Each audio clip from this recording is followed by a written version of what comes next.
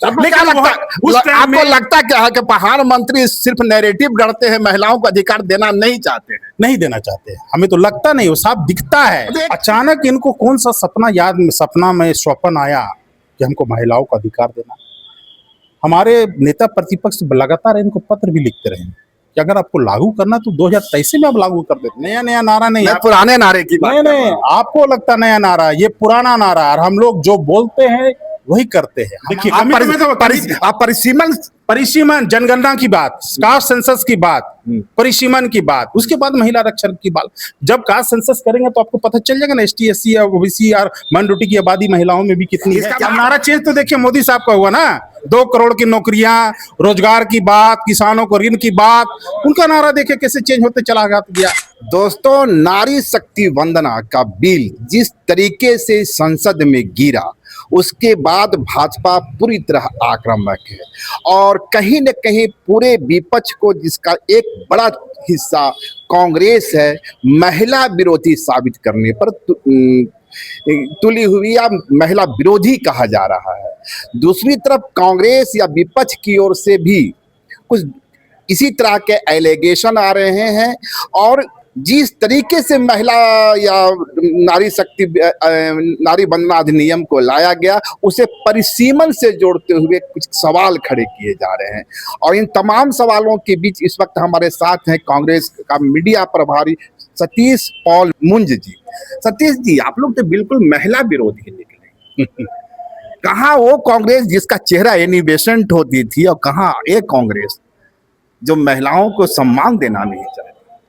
सबसे पहले हमारे आदरणीय प्रधानमंत्री जी को तो महिलाओं को सम्मान वो कितना देते आपको भी पता है। हमारी जशोदा बहन के क्या हालात है आपसे छिपा नहीं है। जहाँ तक सम्मान देने की बात है, आपको पता है कि ये जो बिल के लिए इतना जो तमाशा और इतना हाय तौबा मचा रहे हैं, ये बिल तो पास हुआ 2023 में हो गया था। सारे विपक्ष के लोग, सारे लोग सरकार का साथ दिए, सर्वसम्मति से ये बिल पास भी हुआ 2023 में। ये कानून भी बन गया और उसमें ये शर्तें भी रखी गई थी कि सबसे पहले जनगणना होगी, परिसीमनों की महिला आरक्षण बिल का बात होगी। अचानक इनको कौन सा सपना में स्वप्न आया कि हमको महिलाओं का अधिकार देना। हमारे नेता प्रतिपक्ष लगातार इनको पत्र भी लिखते रहे कि अगर आपको लागू करना तो 2023 में आप लागू कर देते।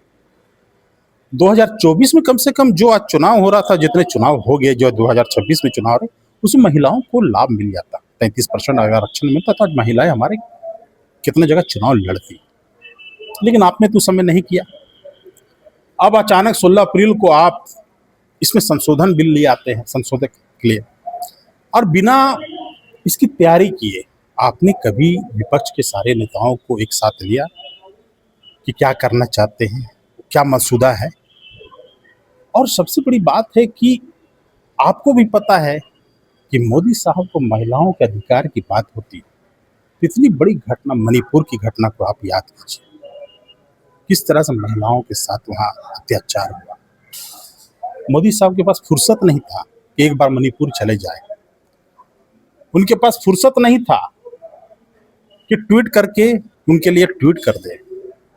मोदी साहब को फुर्सत नहीं था कि आप तुरंत उस पर एक्शन लेते। इतनी बड़ी जो घटना वहाँ घटित है महिलाओं के साथ, और महिला विधेयक बिल की बात करते हैं, तो आपको तो ये भी पता है, आप वो जानते भी हैं कि जैसे जनगणना होगी, जैसे जातियों की जनगणना होगी, ये पता चल जाएगा कि इनको एसटी एससी ओबीसी का कितना दबाव बढ़ जाएगा।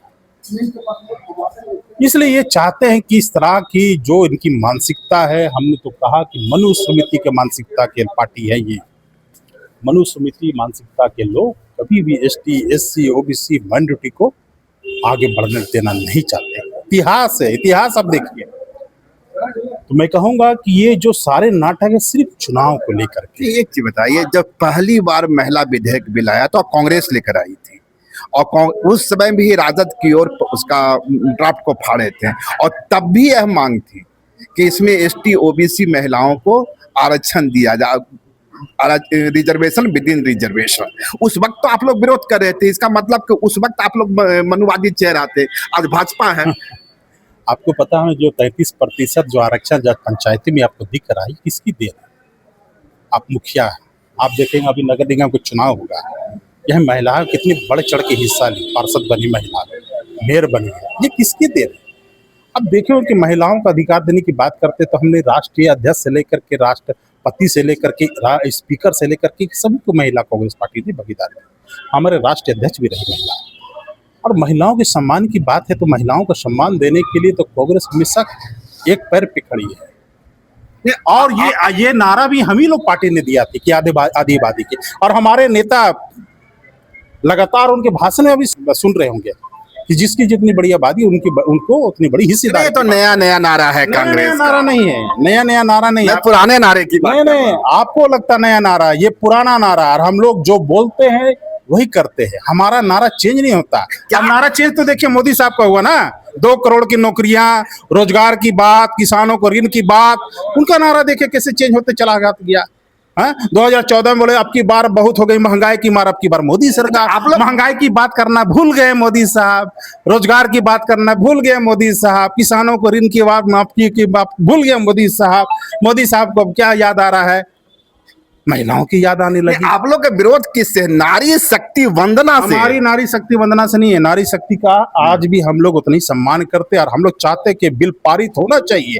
और मैंने कहा 2023 में तो ये कानून बन गया, बिल कहाँ गया बोल की क्या गिरा दिया? जो मीडिया में चल रहा बार बार कि गिरा दिया, गिर सकता नहीं है, ये कानून बन चुका है 2023 में। ये गिराने की बात, संशोधन गिरा है, संशोधन गिरा। जो उनकी मानसिकता थी, हमने कहा जो मानसिकता थी उस 3 शर्तों पे सभी लोगों ने शर्त पे सर्वसम्मति से उनको सरकार को सपोर्ट किया था। वो सपोर्ट में काम करना चाहिए। मैं कह रहा हूं उसमें कमी कहाँ थी? देखिए परिसीमन, जनगणना की बात, कास्ट सेंसस की बात, परिसीमन की बात, उसके बाद महिला आरक्षण की बात।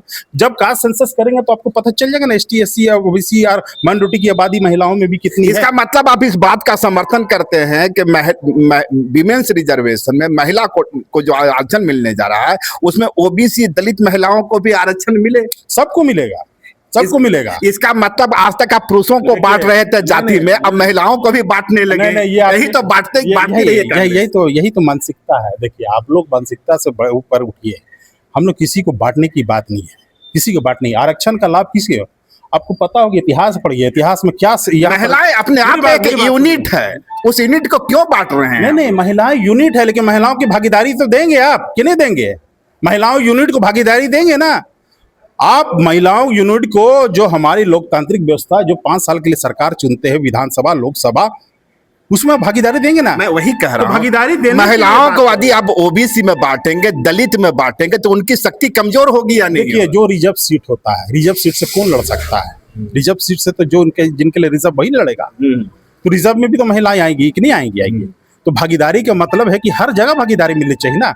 आप उसको दूसरे एंगल से देख रहे हैं। आप मोदी साहब से जाकर पूछिए ना, भाजपा के नेताओं से पूछना चाहिए ना कि भाई आप महिलाओं की बात कर रहे हैं, तो महिलाओं की बात कर रहे हैं तो आप तो सबसे पहले ये जाकर के वो मणिपुर की घटना होगी उसमें क्यों नहीं भाजपा के लोग इतना छाती पीट करके दौड़ा किए? आप सेंसस आप ये बात बताएं, मध्य प्रदेश में जिस तरह से घटना होता है उस पर क्यों नहीं करते हैं?